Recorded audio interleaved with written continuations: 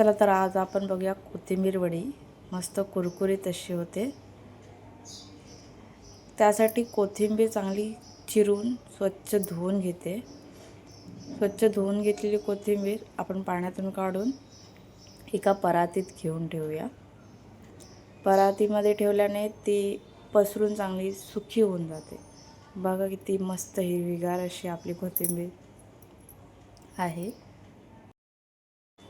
आता यामध्ये 1 चमच हळद, 1.5 चमच आपण तिखट टाकणार आहोत।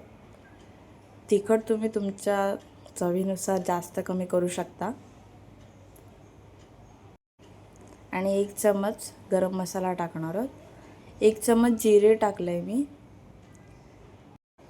आणि त्यामध्ये मिरची, आलं लसूणची पेस्ट टाकले। 1 चमच मीठ तुम्ही चवीनुसार तुमच्यानुसार टाकू शकता। आता हातामध्ये 1 चमच ओवा घेऊन चांगला तो चोळून त्यामध्ये टाकायचा आहे। चोळून टाकल्यामुळे ओवाची चव अजून वाढते। यामध्ये मी 5-6 चमच बेसन घेतले। बेसनची क्वांटिटी तुम्ही हळूहळू वाढवू शकता। आता यामध्ये अर्धा वाटी मी तांदळाचं पीठ टाकले। तांदळाच्या पिठाने कशी कोथिंबीर एकदम कुरकुरीत होते। आता हे सगळं आपण एकत्र मिक्स करून घेऊया। कोथिंबीरीला पाणी सुटतं, त्याच्यामुळे हळूहळू जसं आपलं ओलावा जाणवेल तसं थोडं तुम्ही त्याच्यात बेसन ॲड करू शकता। जसं बघता आता थोडंसं पातळ झालं तर मी थोडं बेसन ॲड केलं होतं त्यात। बघा आता हे असं तयार झालं पीठ आता आपलं। आता आपण एका हाताला तेल लावून घेऊया आणि त्यातला थोडासा गोळा काढून घ्यायचा आणि त्याला आपल्याला जो आपल्याला पाहिजे तो आकार देऊ शकता तुम्ही। मी तर सिलेंड्रिकल आकार दिला आहे। तसं आपण आकार देऊन त्याला थोडं तीळ लावून घ्यायचं। पांढरं तीळ तुमच्याकडे असेल, जसं तुमच्याकडे बघा असा मी आकार तयार करून घेतला आहे, शेप देऊन घेतला आहे चांगला। आता त्याच्यावर आपण पांढरे तीळ लावतोय। तीळ लावल्याने अजून ते छान दिसते वडी।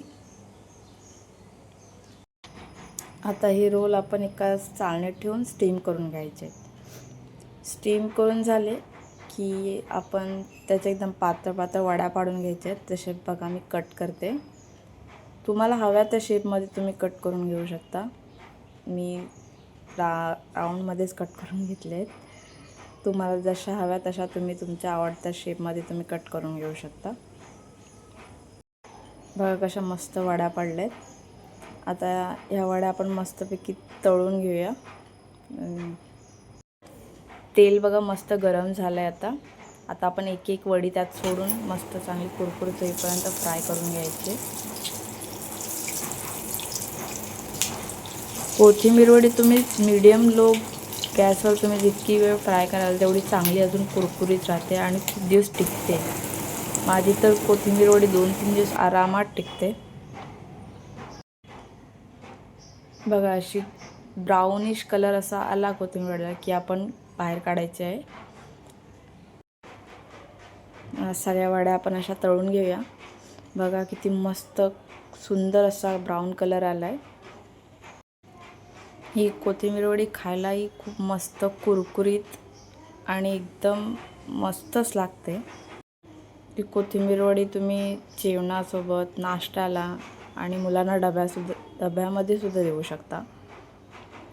तुम्ही पण ही रेसिपी घरी नक्की ट्राय करा आणि कमेंटमध्ये मला सांगा कशी वाटली तुम्हाला रेसिपी। आणि माझ्या चॅनलला सबस्क्राईब करायला विसरू नका।